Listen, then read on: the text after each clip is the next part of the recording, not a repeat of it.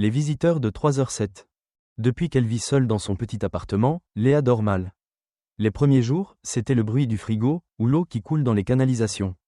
Des bruits normaux, elle se disait. Mais depuis 3 nuits, elle se réveille pile à 3h07.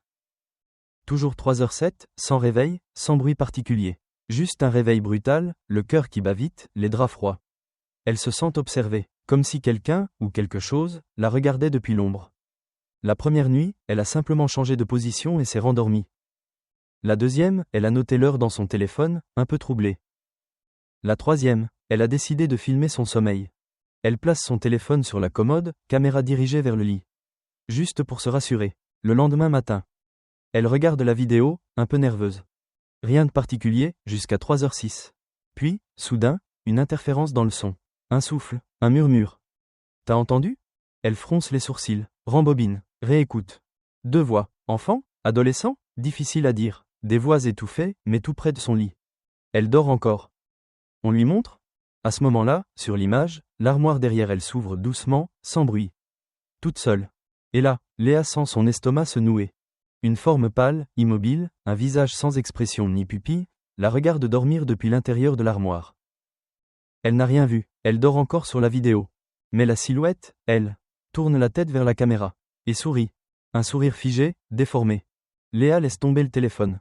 Elle se met à trembler. Elle n'a jamais rien vécu d'aussi dérangeant. Cette nuit-là, elle laisse toutes les lumières allumées.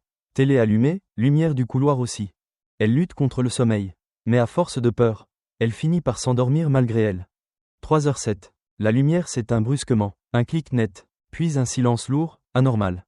Pas un bruit dehors, pas un bruit dedans. Sa caméra s'active automatiquement. Elle filme encore. Dans le noir, on distingue des ombres qui se déplacent autour du lit. Rapide, flou, comme des enfants qui courent. Mais sans bruit. Une voix s'élève, chuchotée dans un souffle glacial. Elle regarde maintenant. Léa ouvre les yeux. Impossible de bouger. Paralysée. Elle voit flou, une forme au-dessus d'elle, penchée juste au-dessus de son visage.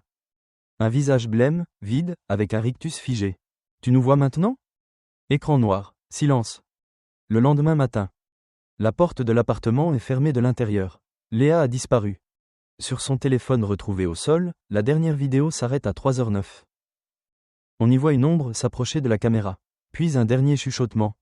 On la garde, elle. Fin.